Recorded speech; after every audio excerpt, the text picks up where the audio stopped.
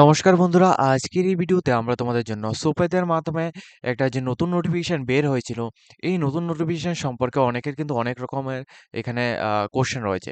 যেমন তোমাদের এক্সপিরিয়েন্স সম্পর্কে, প্লাস দ্বিতীয়টা হচ্ছে তোমাদের সিলেবাস সম্পর্কে, তৃতীয়টা হচ্ছে তোমাদের ইন্টারভিউ সম্পর্কে, চতুর্থটা হচ্ছে তোমাদের কোন পোস্টের মধ্যে আবেদনটা করলে এখানে তোমাদের প্রাধান্যটা বেশি পাবে, প্লাস এক্সপিরিয়েন্স যাদের নেই তোমরা কীভাবে আবেদন করবে, প্লাস তোমাদের এক্সামটা কবে নাগাদ হবে, কোথায় হবে, কি আসে বিষয়, এগুলো সম্পর্কে প্রত্যেকে কিন্তু আমাদেরকে কমেন্ট করেছো। প্লাস অনেকে বেশিরভাগ ক্যান্ডিডেটস আমাদের কাছে কিন্তু কল করে তোমরা যোগাযোগ করছো, কারণ আমাদের কন্ট্যাক্ট নাম্বার, হেল্পলাইন নাম্বার কিন্তু প্রত্যেকের কাছেই রয়েছে। তো যার জন্য তোমরা ডাইরেক্টলি আমাদের সাথে কথা বলছো। তো এই বিষয়ে আমরা তোমাদের প্রত্যেককে বলেছিলাম যে আমরা ভিডিওর মাধ্যমে সমস্ত কিছু জানিয়ে দেবো। তো আজকের এই ভিডিওতে আমরা সমস্ত কিছু জানাবো তোমাদের। অবশ্যই কিন্তু আমাদের চ্যানেলটিকে তোমরা সাবস্ক্রাইব করে পাশে থাকা বেল আইকনটিকে অবশ্যই অল সময়তে ক্লিক করে রাখবে, যাতে করে প্রত্যেকটি চাকরির নোটিফিকেশন প্লাস রেজাল্ট সম্পর্কিত প্লাস এখানে এডমিট কার্ড সম্পর্কিত প্রত্যেকটি এখানে নোটিফিকেশন আসার সাথে সাথে তোমাদের কাছে পৌঁছে যায়। তোমরা প্রথমত আমাদের দুইটি জিনিস তোমরা অবশ্যই ফলো রাখবে। লেটেস্ট ভিডিও সেকশনের মধ্যে গিয়ে লেটেস্ট ভিডিওগুলো ফলো করবে, এবং কমিউনিটি সেকশনের মধ্যে গিয়ে তোমরা অবশ্যই কি চাকরির এখানে রেজাল্ট দেওয়া হয়েছে, প্লাস কি চাকরির নোটিফিকেশনগুলির এখানে এডমিট কার্ড বের হয়েছে, এটা কিন্তু তোমরা কমিউনিটি পোস্টের মধ্যে পেয়ে যাবে। ঠিক আছে? তো ডাইরেক্টলি আমরা এখানে দেখিয়ে দিই সুপাতের মাধ্যমে যে নোটিফিকেশনটা দেওয়া হয়েছিল।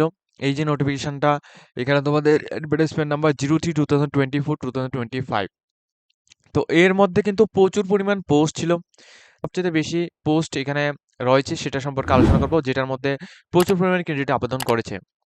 8 নাম্বার এই পোস্টটি, যেটা হচ্ছে ভিলেজ কমিউনিটি ওয়ার্কার অর্থাৎ VCW। 78 এখানে ভ্যাকেন্সি রাখা হয়েছে। এখানে ইউআর এর জন্য এখানে 41 ভ্যাকেন্সি রয়েছে, এসটির জন্য এখানে 24 ভ্যাকেন্সি রয়েছে, এসসিদের জন্য 13 ভ্যাকেন্সি রয়েছে। এই পোস্টের মধ্যে যারা নর্মালি উচ্চ মাধ্যমিক পাস আউট করে গেছে তোমরা প্রত্যেকে কিন্তু আবেদন করতে পেরেছো। প্লাস এখানে দেখো অনেকের কোশ্চেন ছিল এটা সম্পর্কে, যে এখানে অ্যাকনোলেজমেন্ট নাম্বার 1 এর মধ্যে যেটা বলা হয়েছে এটা সম্পর্কে কিছু বুঝিয়ে দেওয়ার জন্য। অ্যাকচুয়ালি এখানে বলা হয়েছে যে কি কোন ডিস্ট্রিক্টের মধ্যে এই প্রজেক্টের আন্ডারে কাজটা করানো হবে। যেমন নর্থ ত্রিপুরার মধ্যে, এই সমস্ত জায়গাগুলির মধ্যে তোমাদের এই প্রজেক্টগুলির আন্ডারে কাজটা করানো হবে। ঠিক আছে? এই প্রজেক্টগুলির কাজ এই সমস্ত জায়গা অর্থাৎ এখানে ভিলেজ কমিউনিটি ওয়ার্কার মধ্যে যারা আবেদন করবে, একটা প্রজেক্টের আন্ডারে এখানে নিয়োগটা করা হচ্ছে। তো যেহেতু এই প্রজেক্টের আন্ডারে নিয়োগটা করা হচ্ছে, এটা কিন্তু তোমরা ত্রিপুরার যে কোনো প্রান্ত থেকে, ঠিক আছে?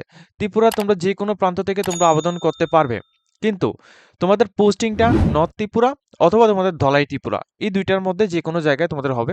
যে কোনো প্রজেক্ট ভিলেজের নেমগুলো এখানে দেওয়া হয়েছে, সিরিয়াল নাম্বারও দেওয়া রয়েছে। ফরেস্ট বিটও এখানে দেওয়া রয়েছে, ব্লকের নামও দেওয়া রয়েছে, ফরেস্ট রেঞ্জও এখানে দেওয়া হয়েছে। অর্থাৎ কোনটার আন্ডারে এখানে নিয়োগটা করা হবে সেটা সম্পর্কেও এখানে দেওয়া হচ্ছে, যদি তোমাদের নর্থ ত্রিপুরার মধ্যে হয় অথবা যদি তোমরা ধলাই ত্রিপুরার মধ্যে হয়। ঠিক আছে? তো এটা সম্পর্কে দেওয়া হচ্ছে। তো অ্যাটলিস্ট এটাই বলবো যে তোমরা যারা আমাদেরকে কন্ট্যাক্ট করেছিলে, যে এখানে অ্যাকনোলেজমেন্ট নাম্বার 1 এর মধ্যে যেটা বলা হচ্ছে এটা সম্পর্কে বুঝিয়ে দেওয়ার জন্য। তো এখানে তোমাদের ডাইরেক্টলি বলে দিচ্ছি, এখানে তোমরা যারা ত্রিপুরার যে কোনো জায়গা থেকে রয়েছো তোমরা প্রত্যেকে কিন্তু আবেদন করতে পারবে। কিন্তু তোমাদের পোস্টিংটা এই সমস্ত জায়গার মধ্যে, এই সমস্ত এখানে যে অ্যাকনোলেজমেন্ট নাম্বার 1টা ফলো করার কথা বলা হয়েছে এই সমস্ত জায়গায় কিন্তু তোমাদের থাকবে। এখন দেখো তৃতীয় কথা হচ্ছে এখানে তোমাদের অ্যাপ্লিকেশন করার জন্য গুড কমিউনিটি স্কিল, অর্থাৎ এখানে তোমাদের বেঙ্গলি ল্যাঙ্গুয়েজ এবং ইংলিশ ল্যাঙ্গুয়েজ ভালোভাবে তোমাদের কথা বলা জানতে হবে। বেঙ্গলি এবং ইংলিশ এই দুইটা ল্যাঙ্গুয়েজে তোমাদের কথা বলা ভালোভাবে জানতে হবে। এটা হচ্ছে তোমাদের গুড কমিউনিকেশন স্কিলস। 12,000 টাকা স্যালারি পাবে, 18 থেকে 40 বছর পর্যন্ত প্রত্যেকে আবেদন করতে পারবে। প্লাস এখানে 43 ইয়ার্স পর্যন্ত তোমরা যারা এসটি এবং এসসি ক্যান্ডিডেট রয়েছে তোমরা আবেদন করতে পারবে। এখানে একটা ফরেস্ট ডিপার্টমেন্টের একটা প্রজেক্টের আন্ডারে নিয়োগটা করা হচ্ছে। ঠিক আছে? এখন দেখো তোমাদের প্রত্যেককে বলে রাখি, টেকনিক্যাল অ্যাসিস্ট্যান্ট পোস্টে একটা ভ্যাকেন্সি রাখা হয়েছে, যেখানে তোমাদের বিটেক করা থাকলে অ্যাপ্লিকেশন করতে পারো। কিন্তু এখানে দেখো তোমাদের 2 ইয়ার্সের পোস্ট গ্রাজুয়েশন এক্সপিরিয়েন্স লাগবে। তো যে এখানে যে পোস্টগুলির মধ্যে এক্সপিরিয়েন্সের কথা বলা হয়েছে, যেমন তোমাদের আমি আবারও বলে রাখি, এখানে যে পোস্টগুলির মধ্যে এক্সপিরিয়েন্সের কথা বলা হচ্ছে, যেমন তোমাদের এসি অপারেটর। ওকে, এসি অপারেটর 6 নাম্বার যে পোস্টটি ইউআর এর জন্য একটি ভ্যাকেন্সি রয়েছে, মাধ্যমিক পাস আউট। কিন্তু এখানে 2 ইয়ার্সের এক্সপিরিয়েন্সের কথা বলা হচ্ছে এসি মেকানিক্যালের মধ্যে। তো কারা আবেদন করতে পারবে? এখানে বলা রাখি যারা আইটিআই করে রেখেছো, ঠিক আছে? আইটিআই করে রেখেছো এসি মেকানিক্যালের মধ্যে তোমরা কিন্তু আবেদন করে নিতে পারবে এই পোস্টের মধ্যে। কিন্তু তোমাদের 2 ইয়ার্সের এক্সপিরিয়েন্স লাগবে। হ্যাঁ, এটা কিন্তু সত্য যে তোমরা এক্সপিরিয়েন্স ছাড়াও সবগুলি পোস্টে আবেদন করতে পারবে। যেমন তোমাদের ডিজিটাল কনটেন্ট ক্রিয়েটর, এখানেও এক্সপিরিয়েন্স ছাড়া আবেদন করতে পারবে। ট্রান্সলেটরের মধ্যে এক্সপিরিয়েন্স ছাড়া আবেদন করতে পারবে। বেনিফিটসটা কোথায় হবে? এক্সপেরিয়েন্স ছাড়া তোমাদের আবেদন করলে বেনিফিটটা বেশি হবে নাকি তোমাদের এক্সপেরিয়েন্স দিয়ে আবেদন করলে বেনিফিটটা বেশি হবে? অবশ্যই তোমাদের এক্সপেরিয়েন্স দিয়ে, যাদের এক্সপেরিয়েন্স রয়েছে, তোমরা যদি এখানে এক্সপেরিয়েন্সটা শো করে থাকো সেক্ষেত্রে, অর্থাৎ কোন ফিল্ডে এক্সপেরিয়েন্স, যেমন অনেক ক্যান্ডিডেট এখানে তোমাদের ট্রান্সলেটর পোস্টের মধ্যে এক্সপেরিয়েন্স চাওয়া হচ্ছে 2 ইয়ার্সে, কিন্তু অনেক ক্যান্ডিডেট এখানে এক্সপেরিয়েন্স বলে থাকে যে বিভিন্ন রকমের জব করেছে, তার এক্সপেরিয়েন্স সার্টিফিকেট রয়েছে। সেটা নয়, এখানে কি বলা হচ্ছে, এখানে ট্রান্সলেটর ওয়ার্ক, অর্থাৎ ট্রান্সলেটরের যে কাজগুলি রয়েছে ওই কাজগুলি করা রয়েছে এমন যদি তাদের কোনো রকম এক্সপিরিয়েন্স থাকে, তাহলে সেটাকে এই ট্রান্সলেটর পোস্টের এক্সপিরিয়েন্স বলা যাবে। কিন্তু আদারওয়াইজ যদি সে যেমন বন্ধন ব্যাংক প্লাস বিভিন্ন ইন্স্যুরেন্স ব্যাংকগুলির মধ্যে অনেকে কিন্তু কাজ করে থাকে, প্রাইভেট লিমিটেড বিভিন্ন জায়গায় তারা কাজ করে থাকে, সেখান থেকে যে এক্সপিরিয়েন্স সার্টিফিকেটটা পাওয়া হয় সেটা কিন্তু এই পোস্টের অ্যাকর্ডিং এক্সপিরিয়েন্স সার্টিফিকেট নয়। যেমন যারা আবেদন করবে, এক্সপিরিয়েন্স সার্টিফিকেট যদি তোমরা এখানে দিয়ে থাকো, সেক্ষেত্রে তোমরা যে পোস্টের জন্য আবেদন করছো ওই পোস্টেরই এক্সপিরিয়েন্স সার্টিফিকেটটা দেবে। ওই পোস্টের অ্যাকর্ডিং যদি তোমাদের এক্সপিরিয়েন্স সার্টিফিকেট থেকে থাকে তাহলে তোমরা অ্যাটাচ করবে, আদারওয়াইজ তোমরা এক্সপিরিয়েন্স সার্টিফিকেট দেওয়ার কোনো প্রয়োজন নেই। তো এখানে বিভিন্ন রকম ভ্যাকেন্সি রয়েছে, যেমন তোমাদের আরও কিছু ভ্যাকেন্সির কথা বলে দিই। এখানে দেখো তোমরা মাল্টিপারপাস ওয়ার্কার রয়েছে, যেখানে তোমাদের কিছুটা পিয়ন এবং হেল্পারের এক্সপিরিয়েন্স থাকলে তোমরা আবেদন করতে পারবে।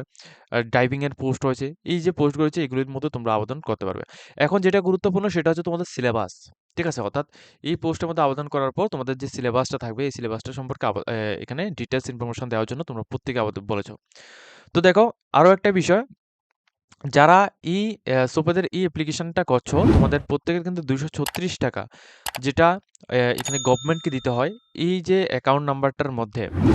এটা দেওয়ার সময় অনেক ক্যান্ডিডেট কি হচ্ছে, অনেক ক্যান্ডিডেটের কিন্তু পেমেন্টটা রিফান্ড কিন্তু আসছে। তো যাদের এইভাবে রিফান্ড আসছে তোমরা কিন্তু বারবার ট্রাই করবে না, তোমরা আদার্স যে ব্যাংকের ইউপিআই রয়েছে, যদি তোমাদের স্টেট ব্যাংকের ইউপিআই থাকে সেক্ষেত্রে তোমরা আদার্স ব্যাংক, যেমন তোমাদের আইডিবিআই বা কোটাক মাহিন্দ্রা ব্যাংক বা পাঞ্জাব ন্যাশনাল ব্যাংক, এই সমস্ত ব্যাংকগুলির মধ্যে থেকে তোমরা একবার ট্রাই করে নেবে। এখানে লাস্ট ডেট অফ অ্যাপ্লিকেশন 18 তারিখ 12 মাস 2024 রাখা হয়েছে। যারা আবেদন করতে চাও এক্ষুনি তোমরা আবেদন করে নাও। যদি তোমরা চাও আমাদের থ্রুতে আবেদন করতে, সেক্ষেত্রে তোমরা আমাদের থ্রুতেও আবেদনটা করতে পারবে, ঠিক আছে? এখন দেখো তোমাদের যেটা গুরুত্বপূর্ণ সেটা হচ্ছে তোমাদের সিলেবাস। সিলেবাসটা কি থাকবে? এখানে নোটিফিকেশনের মধ্যে কি বলা হয়েছিল, তোমাদের রিটেন টেস্ট নেওয়া হবে 18 টেস্ট প্লাস ইন্টারভিউ নেওয়া হবে। এখন রিটেন টেস্ট নেওয়া হবে 85 মার্কের মধ্যে, সম্পূর্ণ এমসিকিউ বেসিক কোশ্চেন থাকবে, ঠিক আছে? এবং একটা কথা বলে রাখি, 4টা কোশ্চেন 4টা কোশ্চেন যদি তোমাদের এখানে ভুল যদি হয়ে থাকে সেক্ষেত্রে তোমাদের এখানে নেগেটিভ মার্কও কিন্তু থাকবে, ঠিক আছে? নেগেটিভ মার্ক থাকবে, এটা অবশ্যই তোমরা প্রত্যেকে লক্ষ্য রাখবে। এবং এখানে কি সিলেবাস থাকবে? জেনারেল নলেজ, কারেন্ট অ্যাফেয়ার্স, শুধুমাত্র ত্রিপুরা স্টেট থেকে general knowledge plus current affairs, ঠিক আছে? জেনারেল নলেজ কারেন্ট অ্যাফেয়ার্স কোথা থেকে? ত্রিপুরা স্টেটের মধ্যে থেকে। তো এখানে দেখো 37টা কোশ্চেন, এটা তোমরা মুছে দিলাম, এটা কিন্তু তোমাদের দরকার নেই। কতটা কোশ্চেন আসবে সেটা সম্পর্কে আমরা নেক্সট টাইম বলবো, কতটা কোশ্চেন আসবে।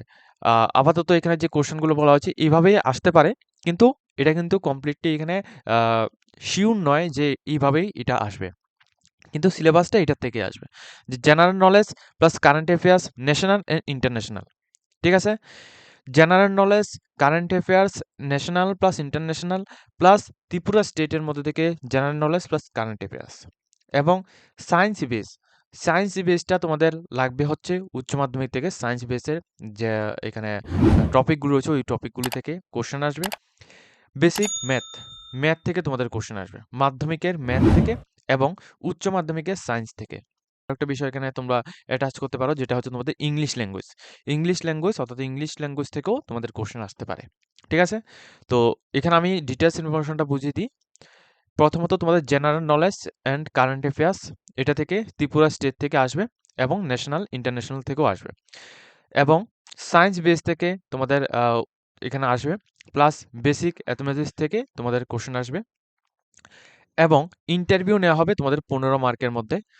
প্রথমত তোমাদের রিটেন এক্সাম হবে 85 মার্কের মধ্যে। রিটেন এক্সামের মধ্যে যারা কোয়ালিফাইড হবে তোমাদের একটা মেরিট লিস্ট দেওয়া হবে।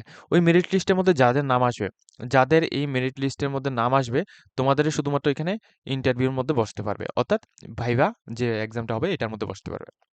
এখন একটা ইনফরমেশন দিয়ে দিই, যেটা হচ্ছে তোমাদের অনেকে কিন্তু এই যে নোটিফিকেশনটি রয়েছিল, এই যে নোটিফিকেশনে, এই নোটিফিকেশনে এক্সপিরিয়েন্সের কথা বলা হয়েছিল।